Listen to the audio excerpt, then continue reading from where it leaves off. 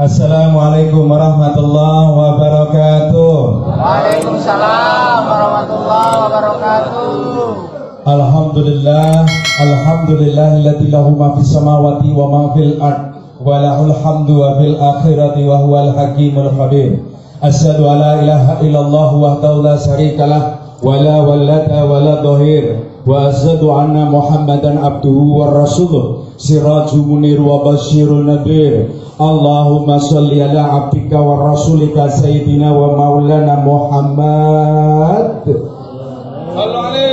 wa ala alihi wa man ala sabilihi ila ilahi yasir. Bapak, ibu-ibu yang dirahmati oleh Allah, para alim ulama, para ketua PKM Baitul Mahfirah, ketua PKM atau ketua panitia pembangunan masjid Darur Rahmah, betul ya? Atau bapak-bapak, ibu-ibu yang saya tidak mampu menyebutkan one by one satu persatu, Afwan Kabir, mohon maaf yang sebesar-besarnya. Insya Allah ikhlas ya Pak ya? Insya Allah ikhlas ya Pak ya? Insya Allah. Ingin sekali saya terbang pakai Garuda, hanya sayang untuk saat ini mahal rapid testnya, gitu ya. Senang sekali saya bisa bicara di depan jamaah semuanya. Mudah-mudahan jamaah tetap senang, ikhlas, dan ridho mendengarkannya. Barangkali seperti itu, segala puji syukur hanya milik Allah. Sholawat serta salam mari kita aturkan kepada junjungan kita Rasulullah Muhammad Sallallahu Alaihi Wasallam. Bapak Ibu yang dirahmati oleh Allah, pada pagi menjelang siang ini kita berkumpul di tempat ini, di rumah Allah dalam rangka memperingati Maulid Nabi besar Muhammad Sallallahu Alaihi Wasallam. Agak gemetar Pak. Kalau beberapa tahun yang lalu SP3 belum diaspal, Pak Setiono dari SP1 ceramah pertama kali di SP3 di Balai Desa SP3, itu saya semangat Pak. Kenapa? Seolah-olah saya punya ilmu. Kondisinya sekarang sudah berubah. Ibu-ibu lebih canggih, tiap hari nonton YouTube, penceramahnya hebat-hebat. Pak Setiono dari tahun 96 sampai sekarang di Timika nggak viral-viral. Jadi saya merasa sudah beda kondisinya. Tapi saya percaya jamaah untuk pagi hari ini adalah orang-orang yang ikhlas. Kenapa? Karena saya lihat dari tadi saya membahas apa, di sini simbolnya ada telurnya. Kok yang atas itu biasanya nanas, ya. Tapi ini ada lain, ya. Kok adanya melon, saya nggak tahu, ya, Pak ya, itu ya. Kalau nanas itu kan biasanya berangkat dari kul a'udzu birabbinas, malikinas, ilahinas, min syarril waswasil khannas, dan seterusnya. Itu ya Mbak ya. Karena orang-orang dahulu berdakwah itu dengan simbol-simbol. Masjid biasanya di atas dikasih gambar waluh, ya. Saya tanya itu maksudnya apa? Yang utama itu adalah wallah, gitu ya Pak ya. Jadi di masjid itu niatnya karena Allah. Kemudian ada salat, samping biasanya ditanami sawo. Itu gambaran apa Pak Setiono? Sawo sufufakum. Artinya kalau masuk masjid disuruh merapatkan shaf. Kemudian juga ada pohon asem. Sesulit apapun kondisi kita, mudah-mudahan kita senantiasa mesem, jangan dikit-dikit asem, bukan demikian, tetapi harus mesem. Nah ini saya cari-cari Pak. Lah kok dure Pak kok melon ini tadi maksudnya apa? Barangkali saya senantiasa husnudon, melon itu adalah 90% isinya adalah air. Ya Pak ya, ya Bu ya. Di samping manfaatnya dia banyak kolagen, tapi 90% isinya air. Kenapa air? Kita berkumpul di sini karena niatnya karena Allah. Amin ya Rabbal. Insya Allah ikhlas untuk mendapatkan ilmu, meningkatkan iman, syukur-syukur bisa meningkatkan imun supaya kita mampu menghadapi virus COVID-19 ini. Kita diberikan mahroja oleh Allah. Amin ya Rabbal. R-nya apa Pak Setiono? Sama-sama kita mencari ridho. Ridho, saling ridho. Pak Setiono juga ridho, ibu bapak semuanya juga ridho. Duduk di tempat ini dan sama-sama mencari ridho dari Allah Subhanahu wa ta'ala. Amin ya robbal. Kok kelihatan sudah nggak semangat? Saya tutup loh Bu. Amin ya robbal. Nuhun sewu, Pak Rifai, saya berapa menit? 2 menit Bu, ya nggak apa-apa ya. 2 menit ya. 2 menit nggak apa-apa ya Pak ya, yang di luar ya. Alhamdulillah, setuju ya Bu ya, 2 menit ya Bu ya. Setuju, alhamdulillah. Nggak usah lama-lama, katanya tambah 1 menit lagi. Nggak apa-apa Pak Setiono. Padahal pembukaannya ini belum dibuka, pengantarnya saja baru bahas melon sudah lebih dari 2 menit. Nggak apa-apa, tambah lagi 1 menit. Kenapa kok ada pohon ini Pak Setiono? Maulid Nabi kita peringati di bulan apa Ibu? Awal. Rabiul Awal. atau bulan Mulut. mulut. Kalau bulan mulut itu orientasinya adalah mulut. Mulut itu kalau dalam bahasa saya, mohon maaf Pak Rabbani, saya asli dari Timur Tengah ya. Bapak saya Jawa Timur, Ibu Jawa Tengah maksudnya ya. Kalau dari Jawa Timur dan Jawa Tengah itu mulut berarti orientasi adalah membesarkan mulut atau membesarkan cangkeman atau mauludan, karena sejarahnya dulu Rasulullah itu maulidannya adalah setiap hari Senin, yaitu mengadakan puasa Senin Kemis. Jadi ditanya kenapa engkau berpuasa di hari Senin ya Rasul? Karena sesungguhnya saya lahir di hari Senin. Makanya kalau Rasulullah berpuasa, sahabat pada bawa makanan untuk berbukanya Rasul. Ada yang menceritakan seperti itu. Dibawalah ke Rasul semuanya, makanan semuanya ngumpul. Ya nggak mungkin Rasulullah makan semuanya. Cukup dibacakan doa, Allahumma barik lana. Itu sudah menjadi miliknya Rasul. Kemudian baku tukar makanan sahabat satu dengan yang lainnya, orientasinya jadi mulutan, yaitu membesarkan mulut. Tapi nggak masalah, niatnya adalah dalam rangka mahabbatur Rasul, cinta kepada junjungan kita Rasulullah Muhammad Sallallahu Alaihi Wasallam. Bu, bulan apa tadi Bu? Rabiul Awal Pak Setiono. Bulan Rabiul Awal itu adalah bulan mekar-mekarnya bunga. Makanya di sini ada lambangnya bunga-bunga. Kalau orang Bugis, orang Sulawesi biasanya engkani telok-telokna, engkani bunga-bungana. Ada telurnya, ada juga bunganya. Kenapa Pak Setiono ada bunga? Jadi gak usah saya kalau mengajari agama ya nanti disalahkan, ini Ustadz kaleng-kaleng, Ustadz abal-abal. Jadi saya hanya mentadaburi dari yang ada di tempat ini. Kenapa ada bunga? Karena bunga itu, mohon maaf, menurut penelitian seorang profesor, saya lupa namanya, yang jelas bukan orang Timika atau bukan orang Indonesia. Dia meneliti, mohon maaf Ibu, orang di tepi pantai itu sehat-sehat. Kenapa? Menurut dia, karena orang di tepi pantai itu sehat, mendapatkan semangat, mendapatkan spirit, karena udara dari lautan itu kadar garamnya tinggi, kemudian terhirup, maka virus dan bakteri bisa terbunuh oleh udara yang kadar garamnya tinggi. Menurut mereka. Tetapi orang yang ada di gunung, kenapa mereka sehat? Padahal mereka jauh dari lautan. Ternyata menurut penelitiannya, orang yang di gunung itu sehat. Yang salah satu membuat sehat di gunung karena sering memandang warna-warni bunga. Jadi bunga itu memberikan spirit kesehatan.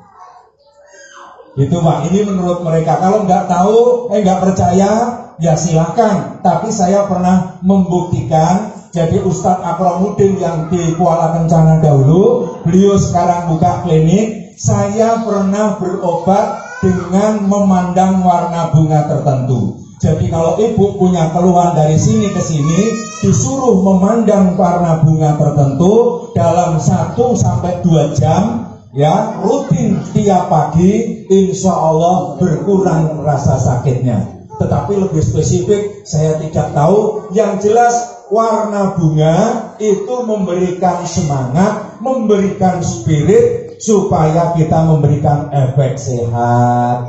Tapi sekarang bapak-bapak, ibu-ibu banyak yang gandrung bunga, tapi rata-rata yang digandrungi adalah bukan bunganya, melainkan daunnya.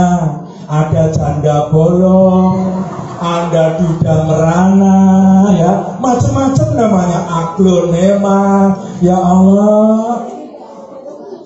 Sehingga istri saya dikit-dikit, Bi, saya mau beli tanah. Saya pikir beli tanah itu mau beli tanah yang di Jawa sana, mau bikin rumah Quran. Saya bilang, Umi, uang dari mana? Ada, emang berapa tanahnya? 25.000, 1 karung, Mbak.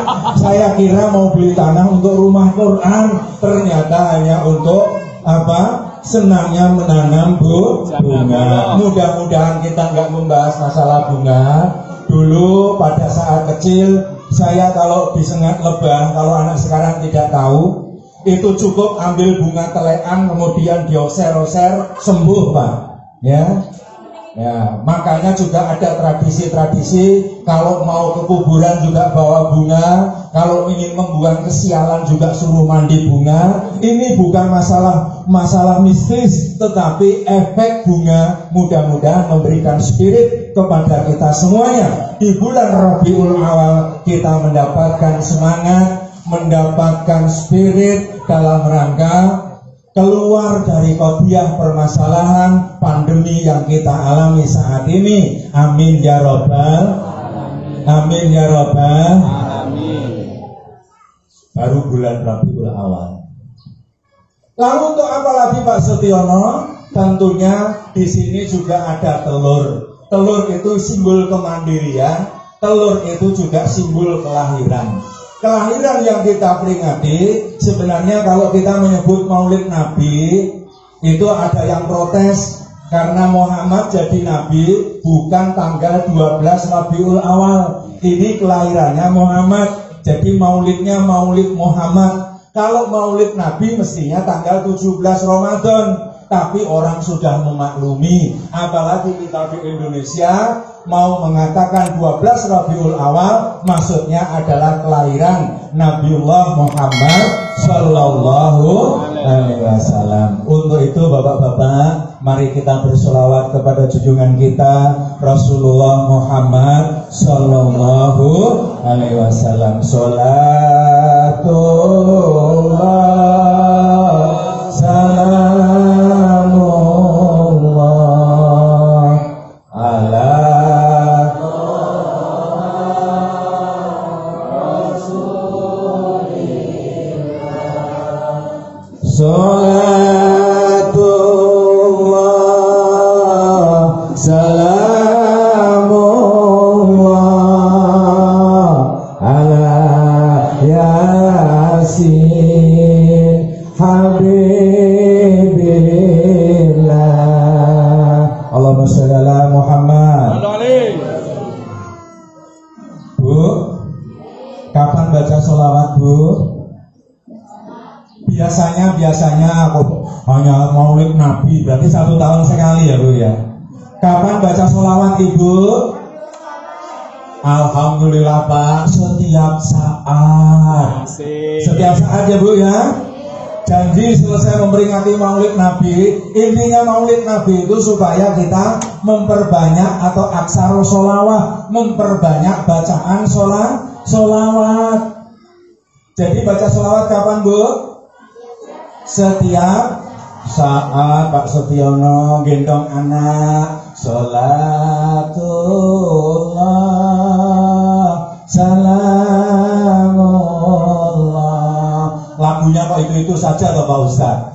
Yang dari Makassar mau diganti. Lagunya Iwan Tompo. Tanang ija singainta. Sholatullah salamullah. Boleh nggak Bu? Boleh. Ala toha Rasulillah. Silahkan. Yang dari Banyuwangi, ada yang dari Banyuwangi nih, ya. Ya Allah, saya bosan juga Pak Ustadz. Saya mau ganti dengan lagunya Gerajakan Banyuwangi. Sholatullah, salamullah, ala toha Rasulillah. Lagunya Gerajakan Banyuwangi. Terserah mau dipakai lagu apa. Kenapa? Sholawatan itu ibadah muamalah, ibadah yang tidak dicontohkan langsung oleh Rasulullah.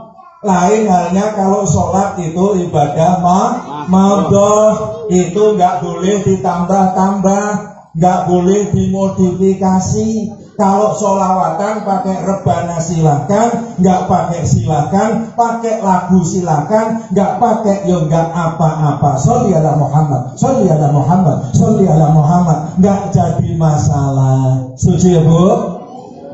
Tapi kalau sholat tidak boleh Allahu Akbar, plak plak, nah, ini nggak boleh juga. Kenapa? Karena sholat adalah ibadah madhoh, apalagi diiringi pakai gitar. Alhamdulillahirabbil alamin.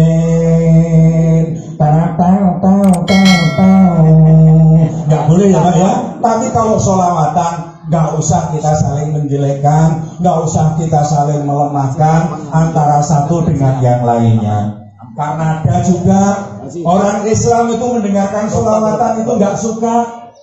Ada syairnya, anta samsun, anta badrun. Betul ya Pak ya? Engkau ibarat seperti samsun apa Pak? Matahari. San itu artinya mata. Badrun artinya apa Bu? Rembulan. Engkau ibarat seperti matahari, seperti rembulan. Engkau adalah nur di atas nur. Jadi ada orang mengatakan, loh Pak Sutyono, kalau begitu kita mempertuhankan Muhammad. Saya bilang, Mas, itu bahasa puisi. Pujangga di Arab dulu tidak tahu kalau ada buah matoa. Andaikan dulu pujangganya di Timika, mungkin engkau bagaikan matoa mengkal, engkau bagaikan yang dilihat gunung, bulan, matahari. Andaikan ada engkau seperti cahaya di atas saya, ibaratnya kita ini manusia, maka manusia di atas yang memiliki akhlak mulia adalah junjungan kita Rasulullah Muhammad Sallallahu. Barangkali maknanya seperti itu karena itu bahasa puisi beda dengan bahasa prosa. Umpamanya, wahai Adinda, jika engkau meragukan cintaku, silahkan belahlah dadaku. Ya, terus pulang ngambil kapak dipelatok betul, cerot. Betul Bu? Betul Bu? Nah. Atau mungkin ada hadis, ya bahasa kias, wanita yang baik adalah wanita yang tidak pernah menjauhi tempat tidurnya. Lalu ibu-ibu dia tidak mau kemana-mana, dobro aja di dekat tempat tidur. Itu bahasa kias. Atau nanti ada cowoknya bilang ke istri, wahai Adinda, jangan kau pernah ragukan kesetiaanku, karena engkau adalah tambatan hatiku, engkau adalah pelabuhan jiwaku. Lah kok wanitanya ngomong, kau pikir pomako kah? Juga salah ya Bu ya. Jadi sudahlah, pokoknya niat kita adalah mahabbatur Rasul, cinta sama Rasul, gendong anak, gendong cucu, sambil bersolawat kepada junjungan kita Rasulullah Muhammad Sallallahu Alaihi Wasallam. Betul Bu? Yakin ya Bu ya? Janji ya Bu ya? Gendong anak, senandung kita baca sholat. Betul. Wong selama ini saya lihat, mohon maaf bapak-bapak, pakai lagu dari Prancis, lagu India, mohon maaf ya. Sepurane kuwe suwe aku ra tau mrene. Ini bahasa India Mak ya, mohon maaf. Sepurane aku lali durung bayar utange. Sayup dari jauh tak kira itu lagu India, judulnya Janeman, tapi sampai di Banyuwangi jadi Janemen. Janemen, uripku kok kaya ngene. Wis berapa tahun Mas Kolis? Sudah berapa tahun? 4 tahun ya. Ini para istri kadang-kadang begitu. Wis 4 tahun durung dipanggil gak ono duwite.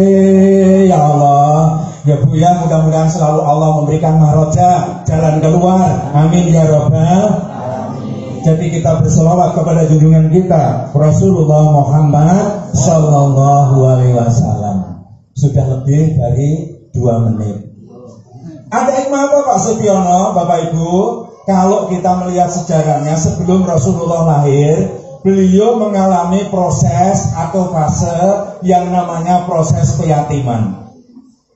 Saya ngikuti ngaji ini adalah kajiannya dari saudara-saudara Hidayatullah. Karena Pak Sutyono nggak pernah mondok, saya itu hanya sempat tidur di musola Universitas Cendrawasih karena tidak mampu kos pada saat kuliah pendidikan kimia. Itu Pak ceritanya. Jadi apa kegiatan yang ada di musola Uncen? Kalau dibilang musola inilah bagus, hanya ruang kelas kita sulap jadikan musola, dan saya tidur di gudang sebelahnya. Jadi siapapun yang kajian, teman-teman Ikhwan atau teman-teman PKS kajian, saya juga ikut, maksudnya ikut dari kamar sebelah. Bahkan Ahmadiyah yang di Padang Bulan bikin kajian, saya juga ikut. Muhammadiyah juga ikut. Ibnu Pemuda NU saya juga ikut. Hidayatullah bikin pengajian, bikin kajian dari almarhum Abdullah Said, sistem manajemen sistematika wahyu yang melahirkan wahyu sistem, saya juga ikut. Makanya ada materinya, yaitu ada fase Rasulullah itu mengalami proses keyatiman. Apa Bu? Kita semuanya tahu bahwa Rasul pernah jadi anak yatim, bahkan lahir dalam keadaan yatim. Sama ya Pak ya?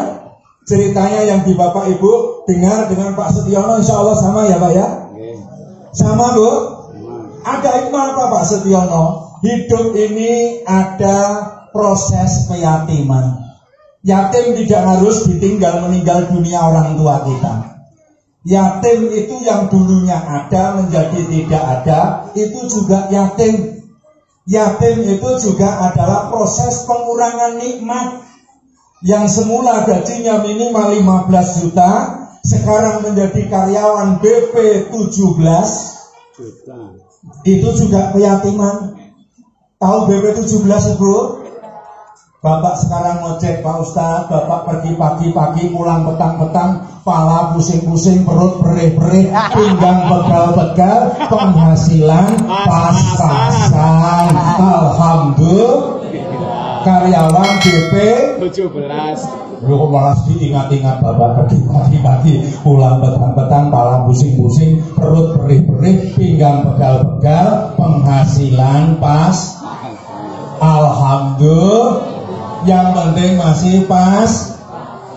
Artinya Bapak Sutyono, orang itu kalau diyakinkan oleh Allah, biasanya lebih dekat kepada Allah. Betul Bu? Betul Pak? Tatkala gigi kita sehat, kita nggak pernah ingat Allah. Begitu gigi sakit, ya Allah. Ya Allah. Betul Bu? Betul atau tidak ini? Biasanya kalau kita itu banyak nikmat lupa. Tetapi begitu diyakinkan oleh Allah, hidup ini baru kita dekat kepada Allah. Maka ada tarbiyatul akidah. Ada pendidikan penguatan akidah. Saya nggak perlu mengulangi kisahnya Pak Rifai tadi, betapa bangun rumah Allah luar biasa, tetapi rezeki yang datang juga luar biasa. Saya menganjurkan kalau pertemuan ini kita mengumpulkan dana, tapi dibisiki tadi, Ustaz nggak usah, membuang waktu untuk mengumpulkan dana. Nanti selesai ini di WA jamaah akan dikasih nomor rekeningnya saja gitu Pak ya. Jadi nggak usah sholawatan ya Pak ya.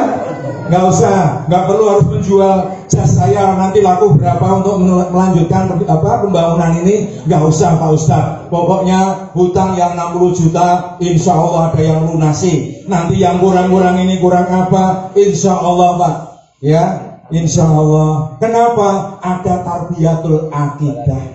Jadi Bapak Ibu, wabil khusus di tengah pandemi seperti ini, mari kita menghadapi pandemi dalam rangka memperingati Maulid Nabi ini, kita lebih mendekatkan diri kepada Allah Subhanahu wa Ta'ala.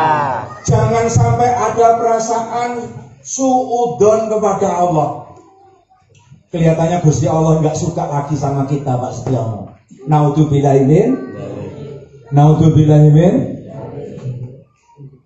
Loh kok bisa Pak Setiono? Siapa tahu pandemi atau musibah apapun lah namanya, itu adalah merupakan ujian dari Allah.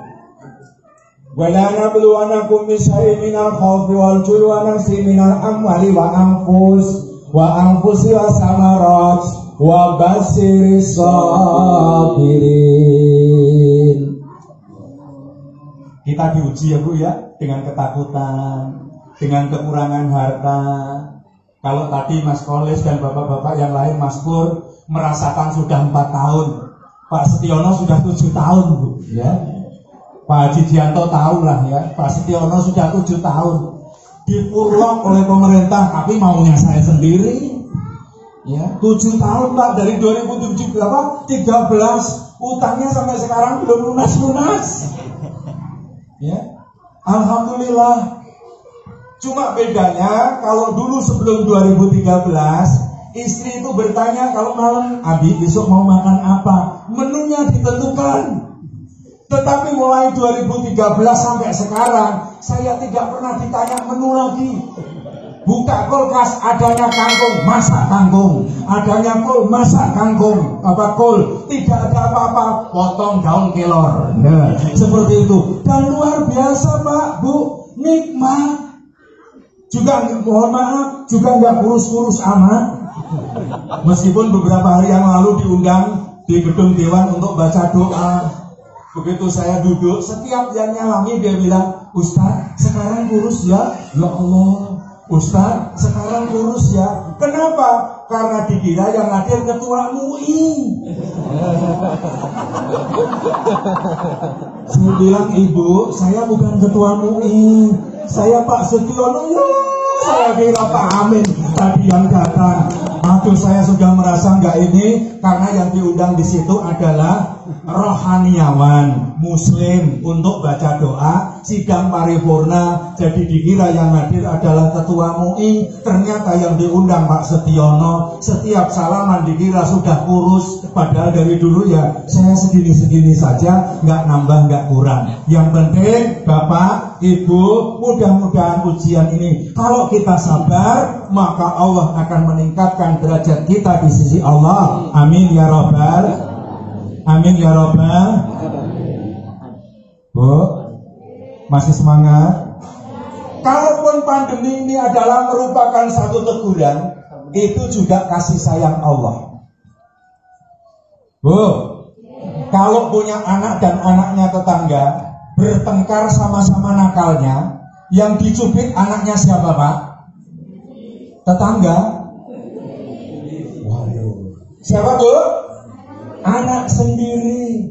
Itu adalah bentuk kasih sayang. Barangkali selama ini kita yang mengaku beriman dan tidak beriman, ternyata tingkah laku kita sama saja di hadapan Allah, maka kita dicubit oleh Allah dengan pandemi saat ini, maka itu juga merupakan bentuk kasih sayang dari Allah Subhanahu. Kita harus husnudon, prasangka baik. Loh Pak Setiono, tapi siapa tahu bahwa pandemi ini merupakan satu hukuman. Berarti Allah sudah nggak sayang. Kita harus balik pikiran kita bahwa Allah tetap sayang kepada kita. Kenapa? Karena kalaupun pandemi ini adalah merupakan satu hukuman, yakin, Bu, tolong diingat, barangkali Allah ingin menyegerakan hukumannya di dunia. Sebab kalau hukuman ditangguhkan di akhirat atas dosa-dosa dan kilap kita, maka itu akan lebih sakit, lebih dahsyat, lebih lama. Maka Allah segera akan berikan di dunia, yang mulai dari Rejab, Ruwah, Poso, Syawal, Selo, Besar, Suro, Sapar, Mulut. Berapa bulan, Bu? Yes, pokoknya berbulan-bulan, Pak Setiono. Tidak menunggu bertahun-tahun. Mudah-mudahan segera lewat. Mungkin virusnya tidak hilang. Virus tidak pernah hilang. Kalau sudah terlepas, dia akan selalu ada. Tetapi kita doakan di tempat ini, mudah-mudahan COVID atau virus ini dia menjadi lemah, dan kita dengan kekuatan iman diberikan imun, akhirnya tidak ngefek lagi, tidak ada dampak lagi. Amin ya robbal Alamin. Kan sama dulu pada saat warga SP3 datang ke Timika, kena malaria, pagi malaria, siangnya wafat, malamnya malaria 2 hari wafat. 1 tahun, 2 tahun, genap 15 tahun, 20 tahun. Orang sudah biasa dengan malaria. Kalau dulu kena malaria begitu ketakutan, sekarang begitu menggigil. Kenapa, Bu? Malaria. Mungkin bisa jadi besok, sekarang ini orang kemarin itu begitu parno, begitu panik dengan COVID-19. Mungkin besok-besok juga begitu. Tiba-tiba ibu mau rasa darah, loh kok nggak rasa? Gula, loh kok nggak rasa? Mencium, loh kok nggak bau? Mencium lagi, loh kok nggak ada baunya?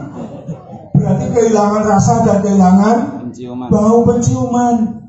Berarti saya kena corona ini.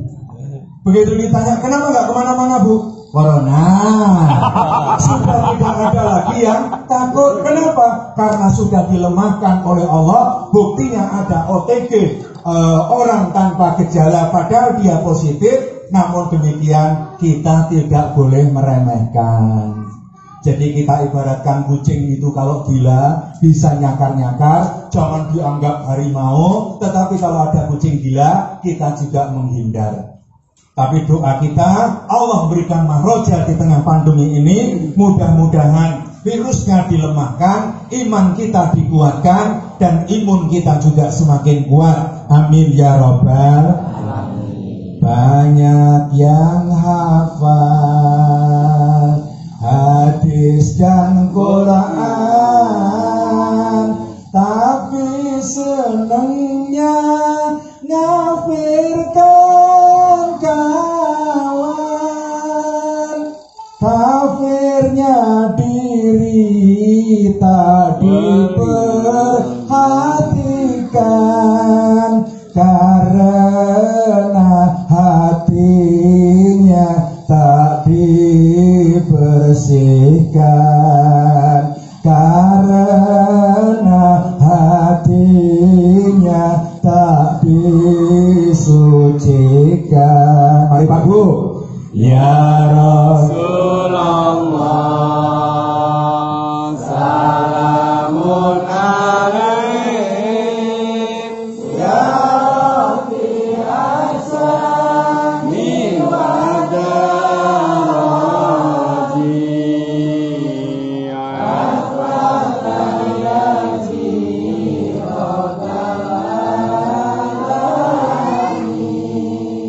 ya judi wa tarami, ya ohailan judi wa tarami. Allahumma sholli ala Muhammad. Proses yang pertama tadi proses yatim. Kita diyatimkan oleh pandemi, dikurangi kenikmatan kita. Mudah-mudahan tidak mengurangi perasaan husnudon kepada Allah. Jangan sedikit pun ada perasaan suudon kepada Allah. Padahal prosesnya banyak Pak, ada 17. Ini satu sudah begini. Ya sudahlah, cepet-cepetan Pak Setiono. Fase yang kedua, Rasulullah pernah mengalami proses penggembalaan. Namun sebelum itu kurang lebih umur 5 tahunan, tatkala Abu Dar Al-Ghifari bertanya, "Ya Rasulullah, apakah tanda-tanda nubuah pertama kali yang Rasul rasakan?" Rasul menceritakan kurang lebih umur 5 tahun, beliau berada di padang pasir, kemudian ada 2 makhluk yang berwarna putih, wajahnya bercahaya. Kemudian makhluk ini diketahui ternyata adalah malaikat. Malaikat yang satu bertanya kepada temannya, "Ahua-hua." Apa Bu? Bahasa apa Bu? Ya bahasa Arab, ya mosok bahasa Cepu. Ahua-hua. Nah, bukan ya Bu ya. Ahua-hua. Apakah dia adalah dia? Maksudnya bertanya, apakah orang ini yang saya cari, kita cari? Yang satu betul mengatakan, bala, betul, inilah orang yang kita cari. Kedua malaikat itu turun, kemudian prosesi membelah hati Rasulullah, membelah hati Muhammad kecil. Untuk dikeluarkan apa Pak Setiono? Yang pernah saya dengar, 2 hal yang dikeluarkan. Jadi Rasul itu 2 kali dibelah. Pertama kali kurang lebih umur 5 tahun, yang kedua saat menjelang Isra Mi'raj. Pada saat umur 5 tahun yang dikeluarkan adalah dalam hatinya, yaitu al-ghil wal hasad. Apa Bu? Ghil dan hasad. Ghil itu apa Pak Ustadz? Ghil itu emosional, gampang tersinggung. Kalau bahasanya orang sekarang, baperan. Transmigrasi bareng Haji Jianto kontrakannya sudah 10, dia nggak ada sama sekali, bahkan paketnya dijual malah ngontrak. Begitu ketemu Pak Haji, padahal Pak Haji nggak lihat, dia negur, "Assalamualaikum." Pak Haji betul-betul nggak dengar. Pulang dia yang marah, "Yo, berangkat sama-sama, sombong." Ini namanya orang baperan. Kita saat ini gampang sekali marah, gampang sekali tersinggung. Betul Bu? Betul Bu? Pas lagi berdiri di depan ATM, ada ibu sebelah tanggal 28 colok keluar 5 juta, 10 juta, pegang uang 10 juta diewer-ewer.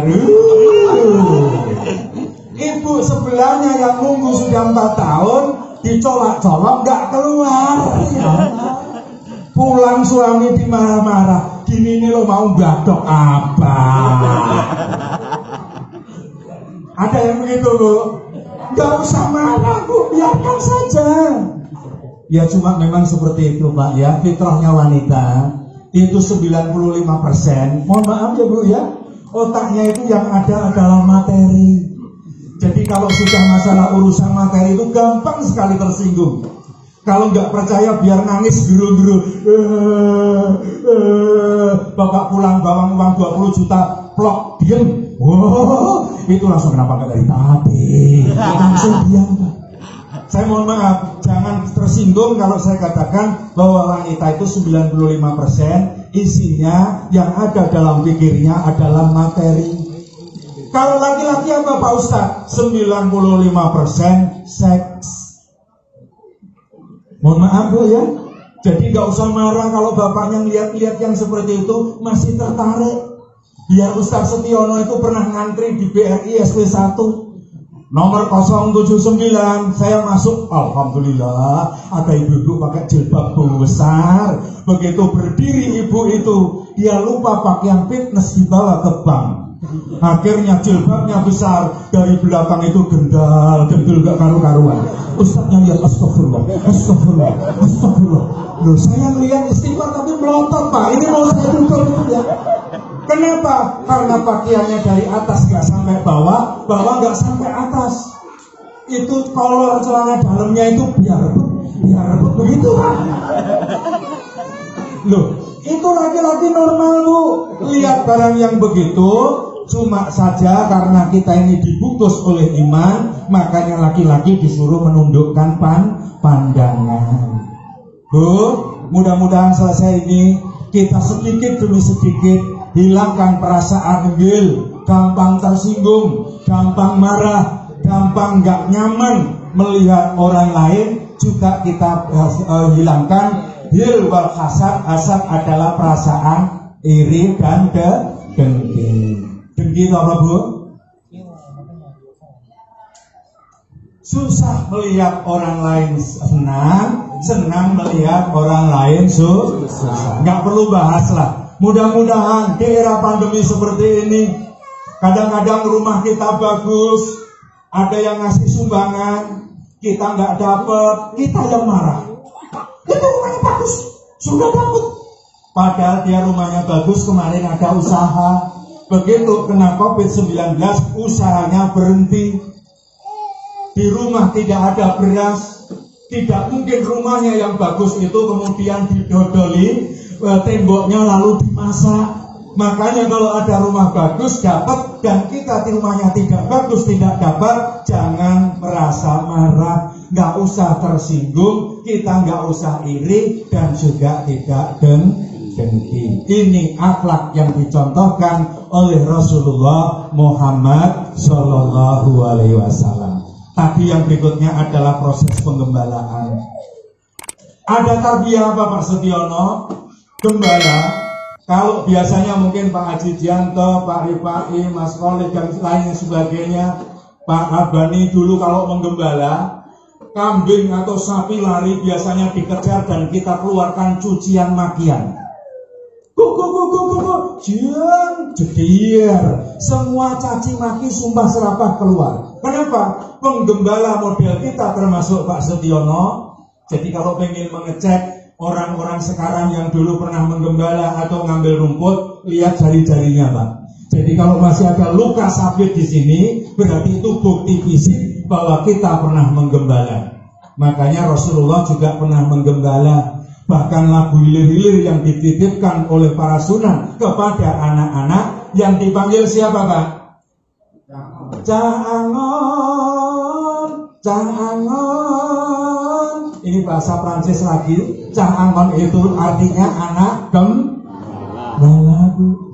Yang mampu suruh memanjat pohon beringin. Kenapa bukan matoa? Karena mungkin dulu di Jawa belum ada matoa. Kalau matoa itu licin, beringin itu buah yang giginya 5. Kita tidak tahu apakah 5 itu 5 kali sehari semalam, sholat 5 waktu, atau rukun Islam yang 5, atau Pancasila yang 5, atau 5 yang lainnya yang saya tidak tahu. Yang jelas yang di pohon untuk membersihkan masalah bangsa ini, masalah yang kita hadapi, mestinya dengan yang 5, Bapak, Ibu. Ya, itu kajiannya nanti mereka-mereka yang tahu makna dan filsafat atau falsafahnya. Kalau Pak Setiono tidak tahu, jangan sampai digambarkan kumitir bedain pinggir. Kumitir itu setahu saya adalah tikar. Tikar itu kalau sudah pinggirnya bedah, pinggirnya sobek, biasanya apa Bu? Rodol. Semuanya akan tercerai berai. Bangsa ini baru Timur-Timur yang bedah. Mudah-mudahan tidak Aceh dan juga tidak Papua. Nanti kalau Papua juga bedah, Aceh juga bedah, Sulawesi minta jadi negara, Jawa minta menjadi negara. Seperti yang diramalkan oleh Pak Juyoto, maka akan pecah menjadi 17 negara di Republik NKRI, Negara Kesatuan Republik Indonesia. Artinya mudah-mudahan kita mampu untuk menjahit diri kita mengedepankan persatuan dan kesatuan. Yang dipanggil adalah Caangon. Ada tarbiyah apa Pak Setiono? Cepet-cepetan. Rasul itu kalau menggembala, dombanya lari dikejar, kena, itu tidak dimarahi Pak. Diajak ngomong, kenapa kamu tadi lari? Gini kan kita sama-sama capek. Kenapa Pak? Karena Rasul sayang. Manusia kalau dengan dewan saja dia sudah sayang, maka insya Allah nanti kalau menjadi pemimpin ada tarbiyah kasih sayang, ada tarbiyatul mahabbah, ada pendidikan jin. Oh nggak ada yang jawab, udah selesai Pak. Pendidikan cinta Pak Setiono. Mahabbah itu cinta Bu. Pernah dengar, pernah melihat lagu filmnya Sarukan? Judulnya Muhabbatain, itu artinya kisah cinta. Tunggu lelare puraro, mandi di kali kaskado. Ada lagunya seperti itu ya.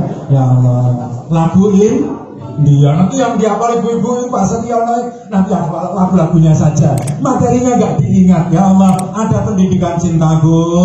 Mudah-mudahan memperingati Maulid Nabi kita hilangkan perasaan suudzon kepada Allah. Kita semakin cinta kepada Allah. Amin ya Rabbal. Kita merayakan Maulid Nabi, kita juga semakin cinta kepada junjungan kita Rasulullah Muhammad Sallallahu. Cinta ya Bu ya, cinta. Ibu semakin cinta kepada suaminya, alhamdulillah. Suami semakin cinta kepada istrinya. Ibu, bapak, orang tua semakin cinta kepada anaknya. Orang tua sekarang ya Allah capek ditanya sama anaknya, ibu sudah pernah injak Surabaya? Sudah. Sudah pernah injak Jakarta? Sudah. Kalau Amerika, semua saya sudah pernah injak, tinggal lehermu yang belum saya injak. Sini sudah ada. Orang anak tanya malah dimarah-marah. Tidak dengan rasa cinta. Mencontoh Rasulullah dengan cinta. Kita mau berbagi kepada sesama umat manusia, kita harus memiliki rasa cinta. Rasulullah mencontohkan dengan proses penggembalaan. Yang ketiga, Rasulullah pernah mengalami menjadi pedagang atau proses perdagangan. Betul ya Bu? Kisah ini betul ya Pak ya? Saya nggak membacakan beras hajinya loh Pak. Bu, Rasulullah pernah berdagang ya Pak ya? Yang saya dengar dari pelajaran sistematika wahyu melahirkan wahyu sistem, di situ ada tarbiyatul akhlak. Karena pedagang itu perbuatan pekerjaan yang paling disukai Rasul adalah berdagang. Tapi kalau nggak hati-hati, neraka isinya kebanyakan juga pedagang. Karena Bapak Ustaz, satu, pedagang itu sering tidak jujur. Ini tarbiyatul akhlak Bu. Ada yang jualan Bu, sekarang jualannya online Pak Setiono. Hati-hati berarti kiamat sudah dekat. Kedung kehilangan agungnya atau airnya, pasar kehilangan gaungnya. Tanda-tandanya begitu menurut ramalan, nggak usah percaya. Tapi sekarang betul pasar sudah kehilangan gaungnya. Kalau dulu kan bapak atau sakit orang buat sakit panik semuanya gaung. Sekarang pasar kehilangan gaungnya. Kenapa? Pasarnya online. Kalau enggak masuk mall, masuk minimarket juga enggak pakai tawar menawar, ambil bayar. Makanya kita disuruh pakai masker, enggak perlu tawar menawar lagi. Padahal dulu menjadi ciri khas kita adalah tawar menawar. Terlepas dari itu semuanya, bahwa kondisi perdagangan biasanya kita tidak jujur. Gambarnya jelek, fotonya disiu-siu supaya kelihatan bagus. Di pasar juga begitu. Dulu saya juga jualan kurang lebih 10 tahun. Jual matoa. Matoa itu ada dua, ada matoa kelapa dan matoa papeda.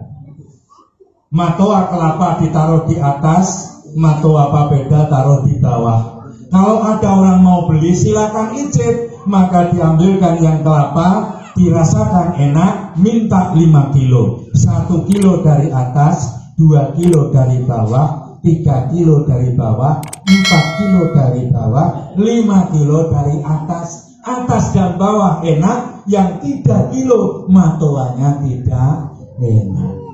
Mohon maaf ini yang jualan Bu.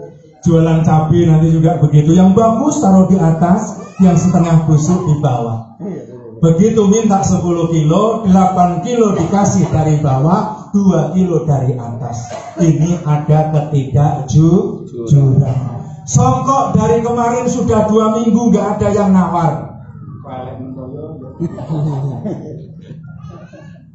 Jangan sampai dibelikan panitia. Songkok saya itu nomornya kalau nggak 10 nomor 11 Pak. Jadi kalau ketinggalan susah nyarinya. Kemarin ceramah di SP 9 ketinggalan songkoknya, terpaksa sorban tahu belubel. Nanti jangan si bangga dipanggil Syekh, konti Syekh, ya, Syekh ini, ya, Syekh ngarep karo Syekh Buli, umpamanya ya. Songkok sudah 3 minggu tidak ada yang nawar Pak. Begitu Pak, songkoknya berapa? 200, bisa 100. Ini kemarin ada yang minta 190, saya nggak kasih. Masa ditawar 100? Padahal 3 minggu tidak ada yang nawar. Mohon maaf Pak ya. Ini berbohong dalam rangka menguatkan orang jadi beli. Akhlak apa Pak Setiono di tengah pandemi seperti ini? Mencontoh akhlak Rasulullah. Mulailah dari senantiasa jujur. Jujur ya Pak ya. Jujur ya Bu ya. Ya sedikit sekali toh. 1 menit lagi jujur ya Bu ya. Kalau suami boleh tidak jujur.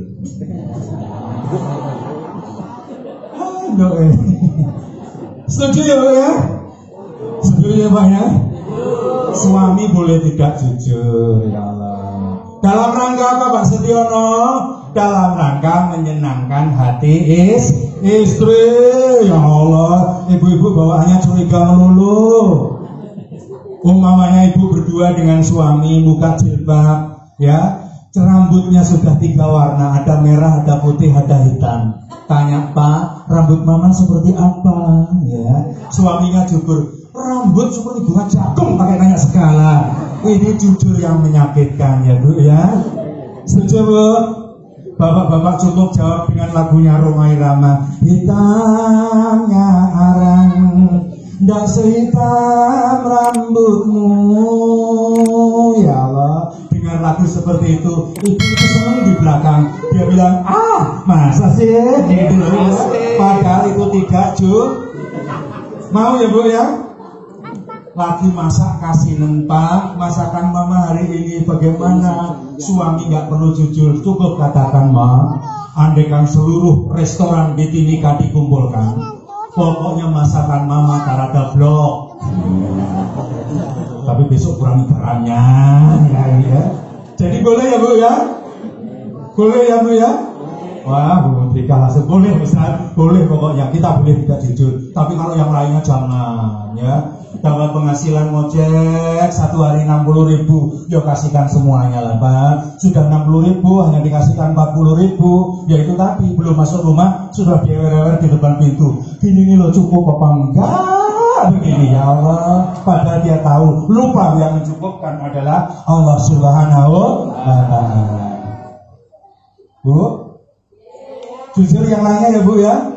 Yang kedua Pak Setiono yang boleh tidak jujur? Tidak jujur dalam rangka menyambung silaturahim. Pak Haji Jianto sama Pak Samsul Rifai nggak baku omong, bahasa Bugisnya bombek, santru, ya, silaturahmi terputus. Mas Setiono ketemu Pak Haji Jianto kemarin dicari sama Pak Rifai, beliau titip salah, padahal nggak pernah ada kiriman salah. Ini berbohong yang diperbolehkan. Oh, gitu saja. Saya pikir lama-lama mau baku nggak baku omong. Ketemu Pak Samsul kemarin dia cari sama Pak Haji Jianto. Ini beliau kirim matoa, padahal beliau nggak pernah kirim matoa. Ini upaya dalam rangka menyambung silaturahmi. Boleh Pak Setiono, boleh. Besoknya kedua-duanya ketemu, beliau saling senyum-senyum. Pak, Assalamualaikum. Waalaikumsalam. Terima kasih salahnya. Oh enggak, terima kasih juga matoanya.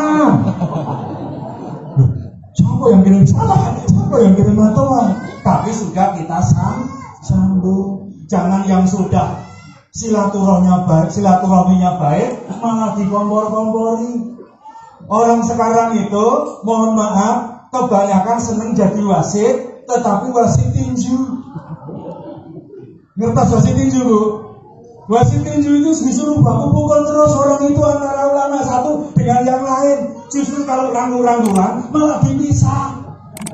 Ini namanya wasit tinju. Ya Allah, nggak seneng kalau ada orang yang mau baikan. Yang ketiga yang boleh tidak jujur adalah dalam strategi wabil khusus perang atau peperangan atau permainan. Jangan mentang-mentang nggak boleh tidak jujur. Nanti Ustadz Setiono main pingpong, begitu mau spin, ayo Ustadz, nggak boleh bohong. Jadi kalau ke sana harus betul ke sana, kalau ke sini harus ke sini. Kalau pingpong main bola, boleh tidak jujur. Strategi juga boleh tidak jujur. Demi keselamatan boleh tidak jujur. Tatkala Rasulullah duduk-duduk, ada orang yang dikejar massa. Lalu Rasulullah berdiri. Orang tahu bahwa Rasulullah Muhammad tidak pernah berbohong. Maka orang-orang tanya, "Hei Muhammad, apakah engkau melihat orang lari dari sini?" Apa jawaban beliau? Strateginya, semenjak saya berdiri di sini, belum ada orang yang lari di depan saya. Apakah berbohong, Bu? Enggak, karena larinya waktu beliau masih duduk. Ini namanya strategi. Jadi kalau ada tokoh mengatakan, andaikan terbukti saya korupsi 1 sen, silakan saya gantung di Tugu Monas. Nggak usah heran, kenapa? Uang Indonesia bukan sen, tapi rupiah. Itu saja kok. Orang hebat ya pejabat ini. Andaikan saya korupsi, terbukti korupsi 1 sen. Uang korupsinya 3 miliar, bukan 1 sen. Jadi nggak salah kalau nggak digantung, Bu. Kita saja yang kadang-kadang kurang jeli. Betul? Sama, lebih baik mana Pak, songkok hitam atau songkok putih? Lalu anak-anak tanya, "Pak Ustadz, kalau semua makmum pakai songkok hitam, imamnya songkok putih, sholatnya sah atau tidak, Pak?" Sah. Sah atau tidak, Bu? Saya ulangi, kalau semua makmumnya pakai songkok hitam, imamnya songkok putih, sholatnya sah atau tidak, Bu? Ya tidak.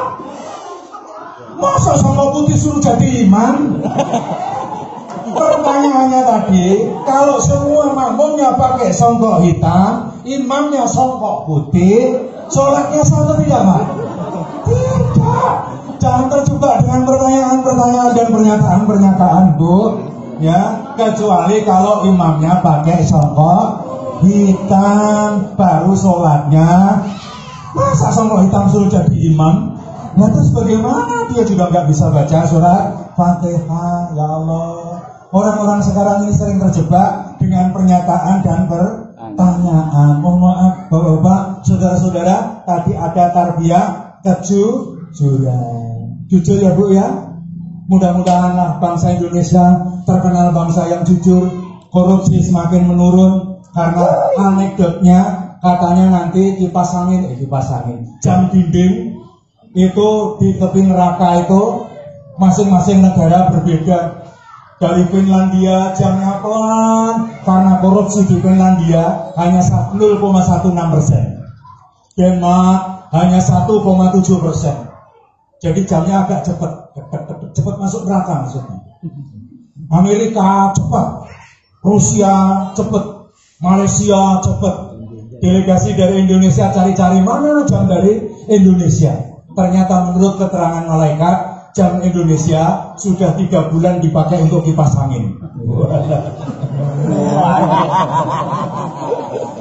Aduh, saya membaca anekdot ini jengkel, tapi ya kadang-kadang memang luar biasa. Korupsi ini sulit untuk dihilangkan di Indonesia ini. Korupsi, nepotisme antara satu dengan yang lain ini masih sulit untuk kita hilangkan. Tetapi meneladani akhlak Rasulullah, mudah-mudahan kita senantiasa membawa akhlakul karimah yang salah satunya dicontohkan oleh Rasulullah adalah jujur.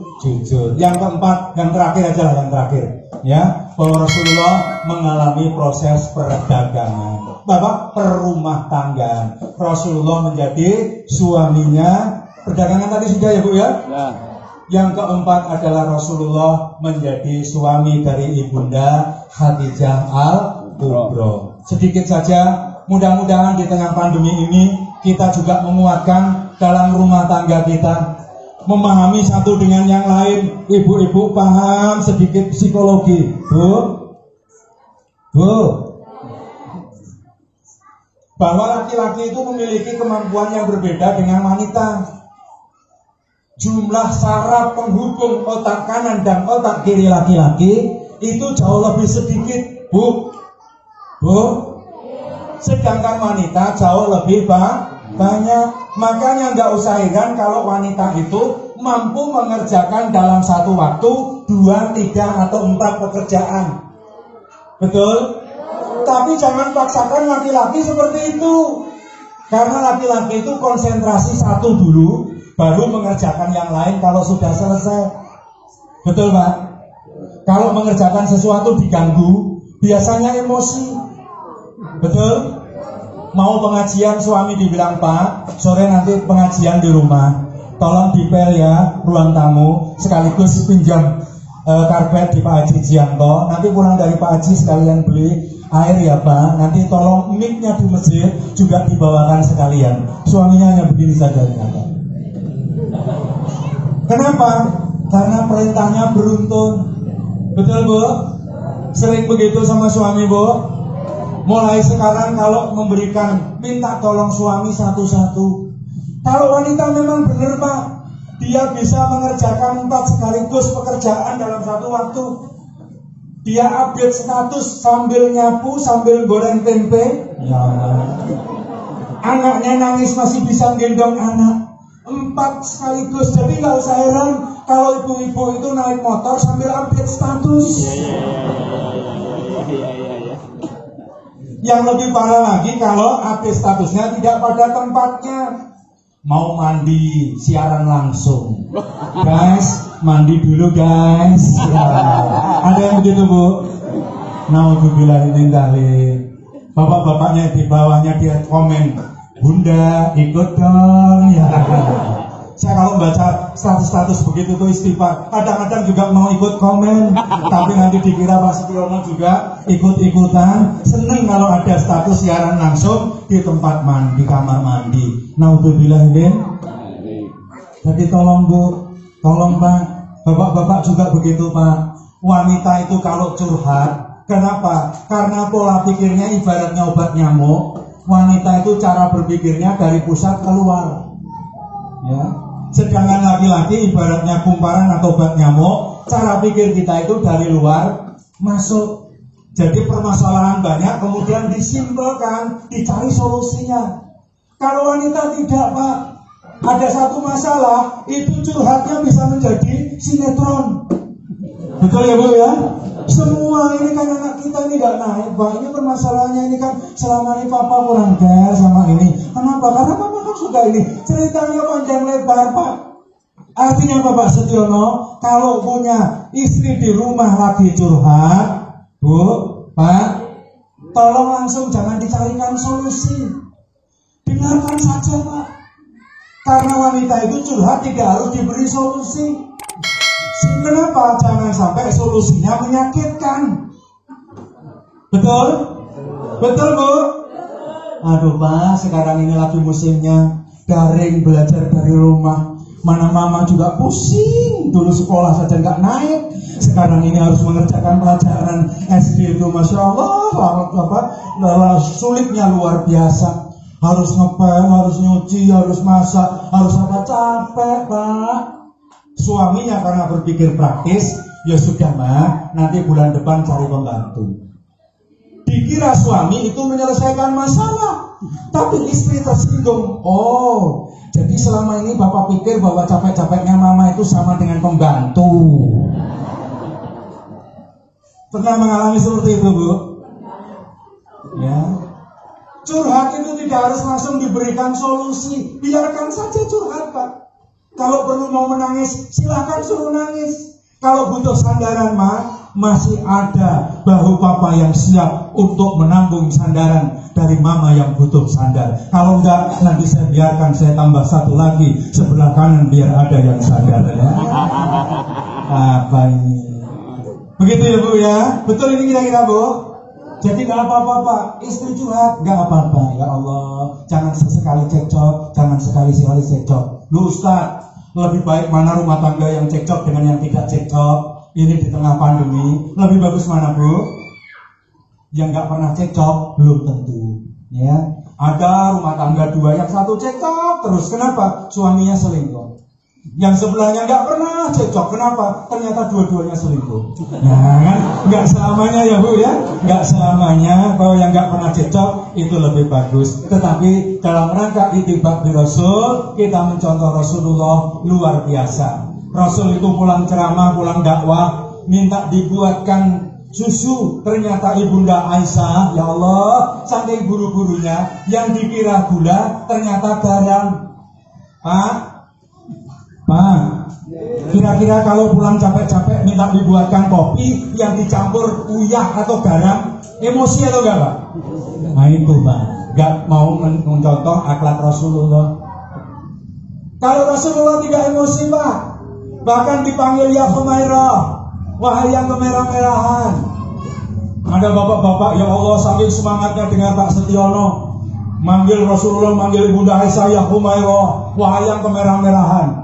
Istrinya pulang dipanggil ya Al-Baqarah. Al-Baqarah itu sapi betina Pak.